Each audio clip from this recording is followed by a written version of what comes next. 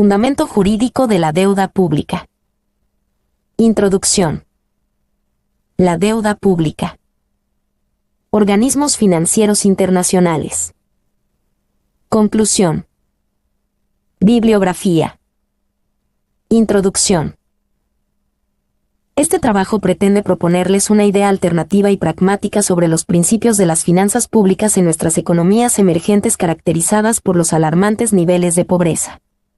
Ello lleva a que el arte de las finanzas públicas, a través de sus poderosos instrumentos de política fiscal, política monetaria o mecanismos de endeudamiento tanto interno como externo, por ejemplo, se debieran orientar a la mejor redistribución de la riqueza, y ello solo es posible a través de una mayor supervisión e intervención del Estado en áreas estratégicas y prioritarias. La deuda pública. 1. La deuda pública y su fundamento jurídico. Para entrar en detalles es muy importante saber a qué se refiere lo denominado deuda pública. Este es el conjunto de deudas que mantiene un Estado frente a los particulares u otro país, y que le significan una forma de obtener recursos financieros, normalmente mediante emisiones de títulos de valores. El Poder Legislativo y Judicial tienen la facultad y obligación de establecer las bases sobre las cuales el Ejecutivo o Presidente puede contraer deuda interna y externa, así como para reconocer y mandar pagar la deuda nacional. Los préstamos se contratan en oportunidades para la ejecución de obras que directamente producen un incremento en los ingresos públicos, salvo los que se realicen con propósitos de regulación monetaria, las operaciones de conversión y los que se contraten durante alguna emergencia declarada por un país. Las emergencias a las que se refieren pueden ser por casos de invasiones, terrorismo, problemas de narcotráfico, perturbación grave de la paz pública, que puede tener su origen por una crisis económica, una epidemia o cualquier otro caso que ponga a la sociedad en grave peligro o conflicto. De forma más analítica, los presidentes o jefes de Estado se les autoriza para contratar, ejercer y autorizar empréstitos, los cuales no deben rebasar determinados montos en lo referente a la deuda interna y a la deuda externa. El importe de los montos varía cada año y según la política de Estado de cada país. 2. La deuda pública. El déficit público es el excedente de los gastos públicos sobre los ingresos públicos y viene originado cuando el sector público no tiene la capacidad de financiar sus gastos con ingresos generados por él mismo, es decir, con ingresos propios que mayormente vienen representados por la política impositiva de un país.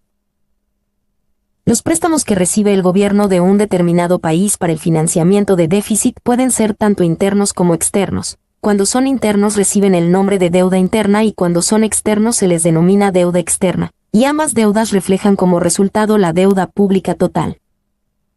3. Deuda interna. Cuando se financia el déficit público o parte de él con endeudamiento interno, el sector público puede recurrir a el Banco Central.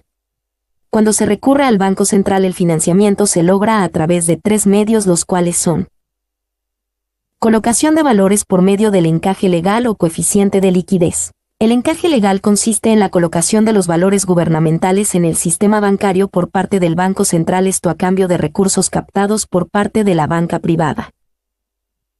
Requerimiento de la reserva legal. Es la cantidad mínima de fondos que por ley cada institución financiera está obligada a mantener como depósito en el Banco Central, esto sin derecho a percibir ningún beneficio de carácter monetario. B. Las empresas y público en general. Cuando se recurre a las empresas y al público en general para el financiamiento del déficit público se hace a través de la venta de valores gubernamentales, que pueden ser emitidos por la banca central o por el gobierno federal o nacional. Los valores más importantes son los certificados de la Tesorería de la Nación, bonos de desarrollo del Gobierno Nacional, los certificados de depósito, entre otros. 4. La deuda externa y sus antecedentes. La deuda externa es la suma de las deudas que tiene un país con entidades extranjeras. Se compone de deuda pública, la contraída por el Estado, y deuda privada, la contraída por particulares. La deuda externa con respecto a otros países en la mayoría de veces se da con frecuencia a través de organismos como el Fondo Monetario Internacional o el Banco Mundial. Cuando un país deudor tiene problemas para pagar su deuda, esto es, para devolverla junto con los intereses acordados, sufre repercusiones en su desarrollo económico e incluso en su autonomía. El principal argumento para que un país contraiga una deuda es que teóricamente permite conservar los recursos propios y recibir recursos ajenos para explotar, procesar o producir nuevos bienes y servicios. Sin embargo, se vuelve un problema cuando dicho dinero no se utiliza en aquello para lo que fue solicitado, cuando se usa de manera ineficiente o cuando las condiciones de devolución se endurecen, principalmente a causa de anteriores incumplimientos del deudor. La deuda externa de tener en el pasado un carácter únicamente para situaciones de emergencia, se ha llegado a convertir en ciertos periodos o décadas en un instrumento importante como fuente de financiamiento del déficit público en muchos países emergentes. Es decir, se ha convertido en un ingreso regular. 4.1 Características de la deuda externa en Latinoamérica. De principios del siglo XX hasta su fin fueron 5 las características que asumió la deuda externa latinoamericana. 1. Su privatización. La deuda pública externa se privatizó en el sentido de que los créditos contratados fueron de origen privado y no de origen oficial en su mayoría. Es decir, no provinieron de otros gobiernos extranjeros, pues estos enfrentaron poca capacidad de crear excedente de ahorro que permitiera a su vez otorgar préstamos a otros países que lo requieran, excepto Japón. 2. Su bancarización. El origen de los créditos obtenidos estuvo representado por la banca privada internacional y los contratos se realizaron bajo condiciones de mercado, tratando al país receptor del crédito como cliente. Los créditos fueron generalmente a corto y mediano plazo. La banca privada internacional que está ubicada en países altamente industrializados asumió el papel de oferentes de crédito y los países subdesarrollados, que fueron los receptores, asumieron el papel de demandantes del crédito. 3. Su norteamericanización. La mayoría de la banca comercial acreedora de Latinoamérica era estadounidense, siguiendo otros países europeos y Japón. 4. Su dolarización. La mayoría de los créditos que se hicieron en la región se establecieron en dólares estadounidenses, aunque también existió deuda externa contratada en otras divisas europeas y el yen japonés. 5. Su vencimiento a largo plazo. El mayor porcentaje de la deuda externa se contrató o reestructuró a largo plazo, más de 5 años, lo que pretendió dar un margen de maniobra a los países deudores. Organismos financieros internacionales. Existen 3 principales organismos financieros internacionales que conceden crédito a nuestro en Latinoamérica. El Fondo Monetario Internacional, FMI. El Banco Mundial, BM. El Banco Interamericano de Desarrollo, BID. Estos organismos tienen su antecedente en los principios de la Carta del Atlántico y del Pacto de Solidaridad del 1 de julio de 1944, en que se reunieron en Bretton Woods, Estados Unidos, más de 50 países en la primera conferencia sobre los problemas económicos y financieros, cuyos objetivos primarios fueron la cooperación monetaria internacional y el estímulo de la expansión del comercio exterior, propiciando un nivel de empleo más elevado y una mejor situación económica en los países. El Fondo Monetario Internacional, FMI.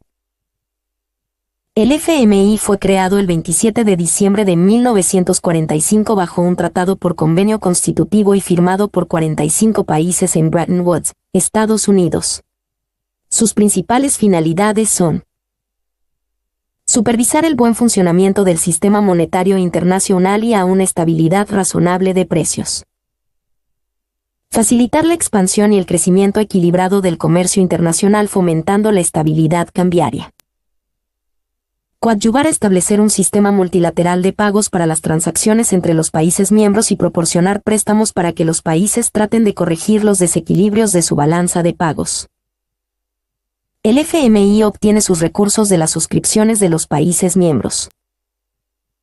Primero, el país solicitante compra con su propia moneda al FMI una cantidad equivalente de derechos especiales de giro, DEG, que representan un activo de reserva internacional creado como una unidad de cuenta dentro y fuera del FMI. Los DEG se asignan a los países miembros si así lo desean, en proporción a sus cuotas durante los periodos determinados. El FMI determina el método de valoración del DEC con base en los tipos de cambio de mercado de una cesta de las monedas de los 16 países miembros con mayor volumen de exportación. Cada país tiene una cuota que guarda proporción con su posición relativa en la economía mundial.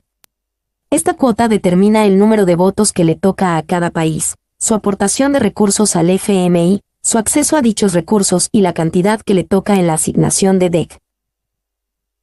En segundo término, el país solicitante utiliza los DEC para financiar su déficit de la balanza de pagos o hacer frente a sus necesidades de reserva. Dentro de un determinado plazo o antes si mejora la situación económica del país deudor, este debe reembolsar el préstamo al FMI, recomprando en su propia moneda una cantidad. Si el país miembro requiere un préstamo mayor a su suscripción, puede solicitar el servicio financiero ampliado el cual le autoriza a comprar los DEC hasta por un 140% de su cuota. La condición para otorgar el crédito por parte del FMI es que el país deudor reciba asistencia financiera y adopte un programa destinado a solucionarse desequilibrio de pagos, ofreciéndole al FMI garantías de que podrá reembolsar los recursos recibidos. El FMI tiene 5 secciones en el mundo que son África, Asia, Europa, Hemisferio Occidental y Oriente. Su organización está constituida por la Junta de Gobernadores, que tiene un titular y un suplente por cada país miembro y se reúnen una vez al año. Por el director ejecutivo, en el que cada uno de los 5 países con mayor aportación nombra un director y otros 16 directores son elegidos por los demás países miembros. El director gerente que desempeña el cargo de presidente del FMI durante 5 años. Banco Mundial, Banco Internacional de Reconstrucción y Fomento. El Banco Mundial, cuyo primer nombre fue el de Banco Internacional de Reconstrucción y Fomento, BIRF, se estableció en julio de 1944 por 44 naciones que se reunieron en la Conferencia Monetaria y Financiera de la ONU, en Bretton Woods, EU y entró en vigor en diciembre de 1945, iniciando operaciones el 25 de julio de 1946. Sus principales objetivos consisten en otorgar préstamos que contribuyan al crecimiento económico de los países miembros, fundamentalmente apoyando la creación y desarrollo de la infraestructura productiva, como es la energía eléctrica, gasoductos, telecomunicaciones, medios de comunicación, puertos, refinerías, abastecimiento de agua, etc. También le interesa promover el crecimiento equilibrado del comercio y el mantenimiento del equilibrio de la balanza de pagos, así como desarrollar proyectos de infraestructura básica y proyectos productivos de reconstrucción y desarrollo. Todo ello a través de conceder o garantizar préstamos con capital de los países miembros o mediante movilización de capitales privados. El préstamo debe ser destinado a un proyecto específico del país solicitante y dicho proyecto deberá ser satisfactorio técnica y económicamente para garantizar la seguridad del préstamo y su recuperación por parte del BMM. El proyecto deberá tener una prioridad en el desarrollo del país y el préstamo deberá ser bien administrado y no representar una carga excesiva para la economía del país deudo. El Banco Mundial, para comprobar que el solicitante del crédito cumple con los requisitos antes mencionados, efectúa un estudio integral previo al otorgamiento del préstamo. Este estudio está estructurado de la siguiente forma. Aspectos financieros. Aspectos institucionales. Aspectos técnicos. Planes de construcción. B. Planes de funcionamiento. Aspectos económicos. A. Evaluación de recursos, minerales, agropecuarios, industriales, etc. B. Administración pública. C. Sistemas educativos. D. Comercio exterior. E. Finanzas internas. F. Planes de desarrollo. Aspectos comerciales y de adquisición. En este aspecto, el Banco Mundial exige que los contratos de construcción se adjudiquen mediante convocatoria pública, dando preferencia a los proveedores del país solicitante. Si en el estudio integral el solicitante del crédito no cumple con los requisitos que exige el Banco Mundial, se le niega el préstamo. Las causas principales de la negativa del préstamo son comúnmente por considerar que determinado proyecto carece de suficiente prioridad para el desarrollo del país o porque el proyecto no tiene una base sólida y esté deficientemente preparado. Además, el Banco Mundial no debe intervenir en la política interna de los países deudores y si llegase a efectuar algún estudio referente a las situaciones políticas internas de un país, solo debe hacerlo con el propósito de llegar a estimas las repercusiones que pudiera presentarse en el aspecto económico. Los préstamos del Banco Mundial van dirigidos a los gobiernos de los países miembros, los organismos públicos y privados con garantía de su gobierno, a los territorios bajo administración de un país miembro y a los bancos de desarrollo de los países miembros. En el caso de los préstamos que no se recuperen por incumplimiento de pago, si es empresa privada, el Banco Mundial cobra al gobierno garante y si es un gobierno el que no paga, el Banco Mundial puede buscar inicialmente una negociación, pero si no llega a un acuerdo suspende y cancela los montos no desembolsados y acude al arbitraje internacional y si aún así no logra que se le pague acude a la exigibilidad mediante un cierre en el sistema financiero internacional. Las entregas parciales de los financiamientos deben especificar las ramas a las que van dirigidos y el porcentaje que representa cada rama respecto al total del préstamo. Los deudores tienen la obligación de enviar informes al Banco Mundial para que éste realice sus auditorías, mediante el Comité Adjunto de Auditoría, el cual contrata comúnmente a alguna de las principales firmas internacionales de contadores y administradores, para realizar el trabajo. La organización interna del Banco Mundial está estructurada en términos generales de la siguiente manera. Por la Junta de Gobernadores, la cual está integrada por un representante por cada país miembro que se reúnen una vez al año. Por una Junta de Directores Ejecutivos, la cual la constituyen actualmente 22 expertos en la materia y se reúnen una vez por semana. Por el presidente del BM, quien se encarga de las actividades normales.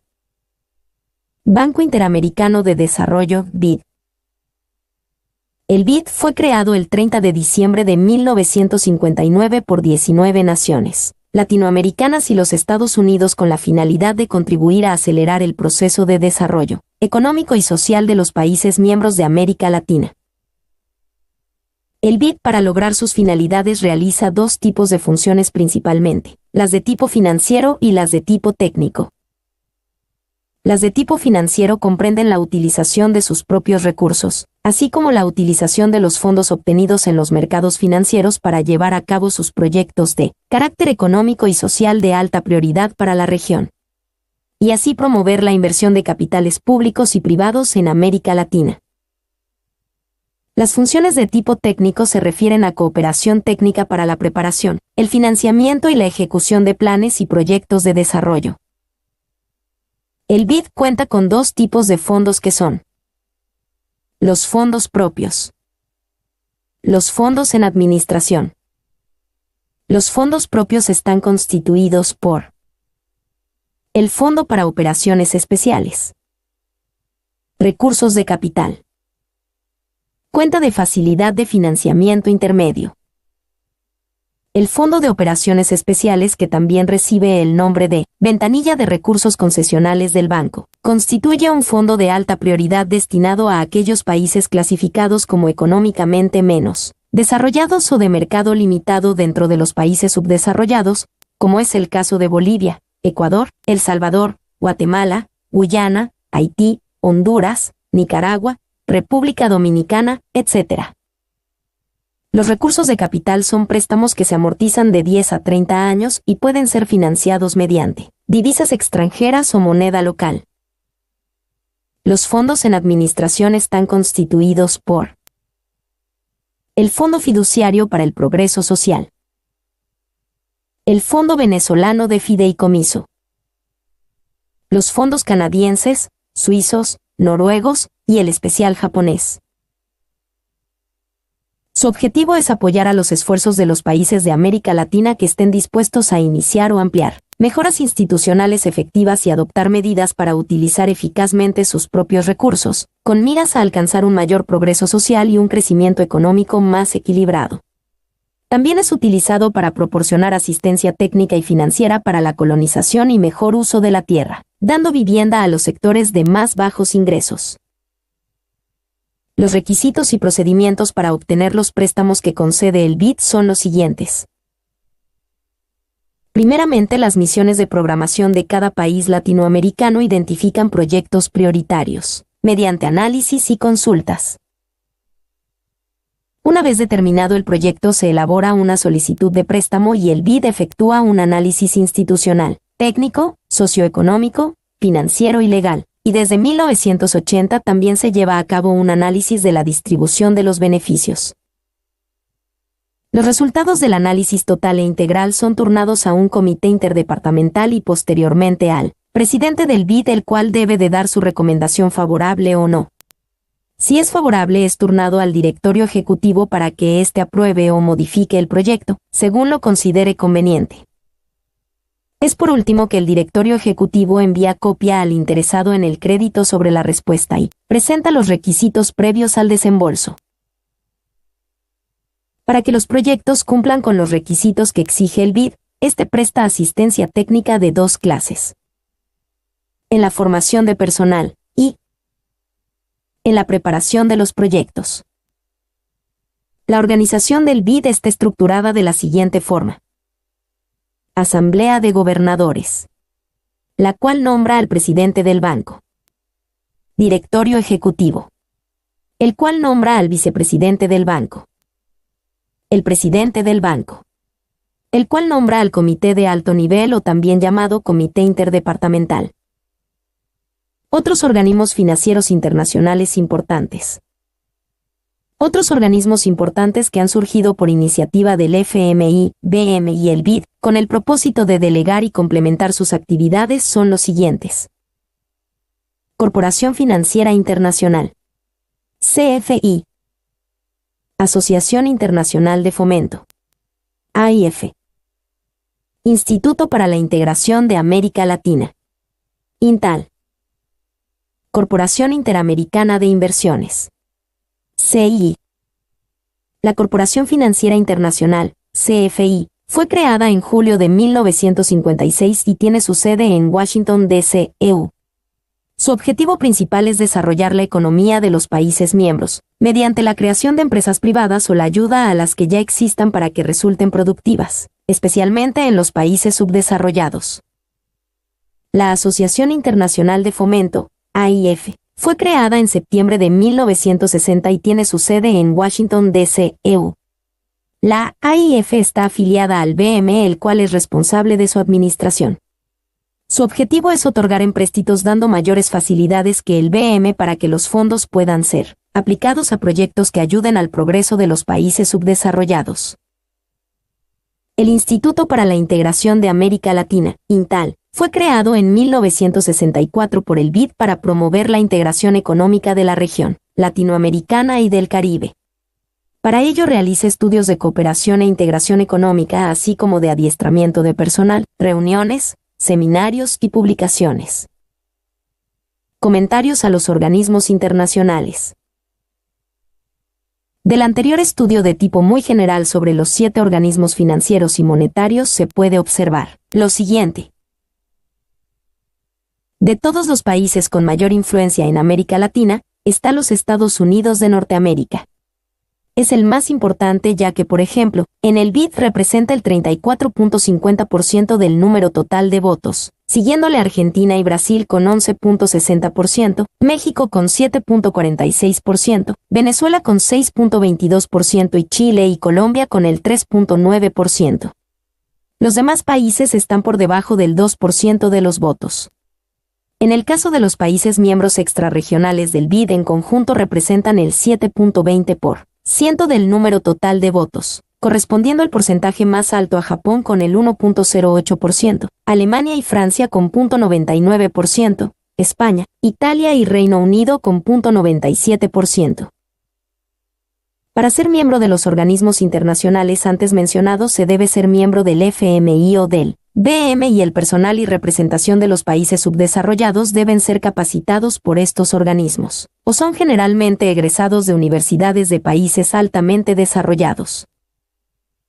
En líneas generales, las políticas dictadas por estas organizaciones internacionales son las de apertura de mercados a sus productos, fomento a la iniciativa privada, en donde sus sucursales establecidas en países subdesarrollados son las más fuertes en términos económicos financieros. Se pronuncian por la no intervención del sector público en la económica nacional, así como la reducción del gasto público al mínimo necesario. Los cargos más importantes de los organismos internacionales financieros y monetarios son ocupados por personas originarias de los países desarrollados y en el caso, por ejemplo, del BID, aunque es ocupada la presidencia por algún personaje financiero importante latinoamericano, este tiene poca influencia para dictar las políticas, dado que se dan de acuerdo al número de votos. El FMI y IBM se han convertido en el ambiente financiero internacional en una especie de banco central al que están asociados cada uno de los bancos centrales de los países miembros, y los países subdesarrollados se han convertido en una especie de grandes clientes de esta banca central internacional. Tal ha sido la influencia de los países altamente industrializados vía FMI y IBM, que los mismos organismos internacionales no financieros o monetarios también se orientan en base a algunas políticas surgidas de los organismos financieros internacionales. Analizando en términos generales el papel que juegan estos organismos financieros y monetarios internacionales, se debe reflexionar el por qué es importante el no contraer una deuda externa exorbitante, pues es innegable que, al suceder esto, se pierde soberanía económica y por consiguiente soberanía política, y de poder constituirse la deuda externa en un instrumento para complementar el desarrollo nacional se convierte en una variable de presión y peligrosidad para la soberanía nacional, así como una carga pesada para el progreso de la nación y de cada ciudadano. También cabe agregar que no se puede prescindir en su totalidad del financiamiento externo dada la deficiencia de nuestro sistema impositivo, la falta de ahorro interno, la falta de inversión privada y por la interdependencia económica mundial que existe hoy en día. Conclusión. Aunque se ha planteado la urgente necesidad de adoptar y promulgar una serie de principios universales básicos tendientes a preservar la dignidad y los derechos humanos, así como cuidar el medio ambiente y las normas laborales que debe seguir el empresariado a través de códigos de responsabilidad social, esto no es del todo fácil por la creciente inercia que prevalece en el ambiente de los negocios en cuanto al énfasis predominantemente productivista y personalista.